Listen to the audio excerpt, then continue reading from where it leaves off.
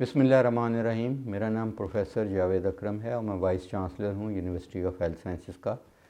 और मैं अपनी प्राइवेट प्रैक्टिस अकरम मेडिकल कॉम्प्लेक्स गुलबर्ग में करता हूँ, लाहौर में। जो मौसमी खांसी है या जिसको हम दायमी खांसी कहते हैं, जो हर साल बहुत लोगों को तंग करती है, इसकी कई वजूहात हो सकती हैं।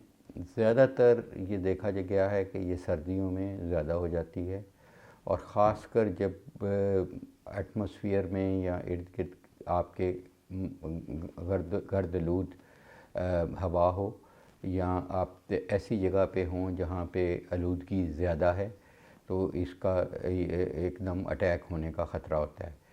ज़्यादातर लोगों को ये एलर्जी की वजह से होती है, लेकिन कई लोगों को ये ब्रोंकाइटिस है, क्रॉनिक ब्रोंकाइटिस की वजह से। और ब्रोंकाइटिस आम तौर पे सोजिश को कहते हैं, जो फेफड़ों के अंदर हो जाती है, क्रॉनिक ब्रोंकाइटिस। और मोस्टली ये स्मोकर्स को ख़ासकर अफेक्ट करती है, और उन लोगों को कि जो फैक्ट्रीज़ में या गर्द-आलूद एरियाज़ में काम करते हैं और एक्सपोज्ड होते हैं। दूसरी फॉर्म जो इसकी एलर्जी की है, जिसको हम ब्रोंकियल अस्थमा भी कहते हैं, कि वो एकदम किसी न किसी जो चीज़ आप सांस के साथ अंदर ले जाते हैं उसकी एलर्जी होती है, और आपके सांस की नालियाँ तंग हो जाती हैं। आपके लिए सांस लेना मुश्किल हो जाता है और खांसी शुरू हो जाती है।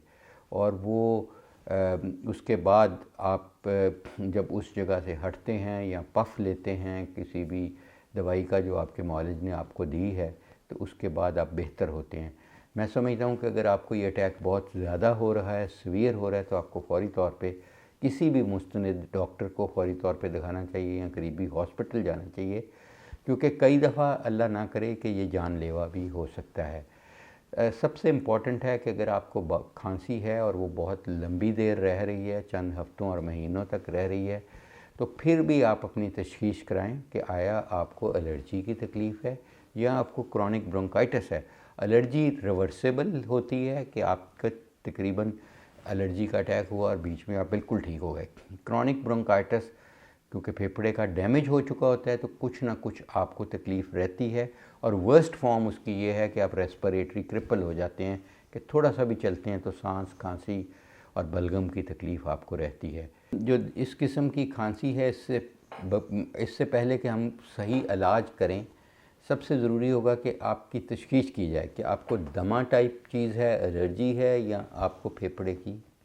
और उसके लिए आपके pulmonary function test, chest X ray, बलगम का टेस्ट, और हो सकता है ब्लड का टेस्ट करना पड़े, और उससे हमें पता चल जाएगा कि इसका इलाज क्या है। अगर तो आपको अस्थमा है, तो यूजुअली अब बहुत ही अच्छी दवाइयाँ आ चुकी हैं, जिनको मैस्ट सेल स्टेबलाइज़र कहते हैं, कि अगर आपको सिर्फ सर्दियों में होता है या पोलन के सीज़न में होता है या बरसात में होता है, तो आप उससे पहले, उस सीज़न से पहले वो दवाइयाँ उस किस्म की शुरू करें, तो वो ऐसा मुमकिन है कि आपको हो ही ना, प्रिवेंशन उसकी।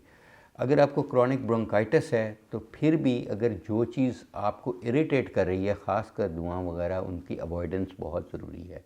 एलर्जेंस की भी अवॉइडेंस ज़रूरी है, इरिटेंट्स की भी अवॉइडेंस ज़रूरी है। उसके अलावा ज़ाहिर है क्रॉनिक ब्रोंकाइटिस का सच क्योर कोई नहीं, क्योंकि वो कुछ ना कुछ रेजिडुअल डैमेज कर देता है। लेकिन अगर आपकी ऑक्सीजन की कमी है, खून में फेफड़े ऑक्सीजन नहीं ट्रांसफ़र कर पा रहे एयर से लेके, तो आपको शायद सप्लीमेंटल होम घर पे ऑक्सीजन लेनी पड़े। और अगर आपको एक्यूट अटैक हो जाता है, एक्यूट ब्रोंकाइटिस का, एक्यूट एंड क्रॉनिक ब्रोंकाइटिस का, तो फिर आपको एंटीबायोटिक लेनी पड़ेगी, कफ सिरप लेने पड़ेंगे, और हो सकता है आपको नेबुलाइज करना पड़े। दवाइयों को हम नेबुलाइज़र में डाल के पाप के ज़रिए दें, तो उससे उम्मीद है कि इंशाल्लाह अल्लाह ताला आपको सेहत दे। तो मैं उम्मीद करता हूँ कि आप अपने आप को बचाएंगे, गर्द-आलूद चीज़ों से बचाएंगे, स्पेशली सिगरेट स्मोकिंग से। आप भी सिगरेट नहीं पिएंगे, और आप ऐसे लोगों के पास भी नहीं बैठेंगे जो सिगरेट पी रहे हैं। और अल्लाह ताला आपका हामी और नासिर हो।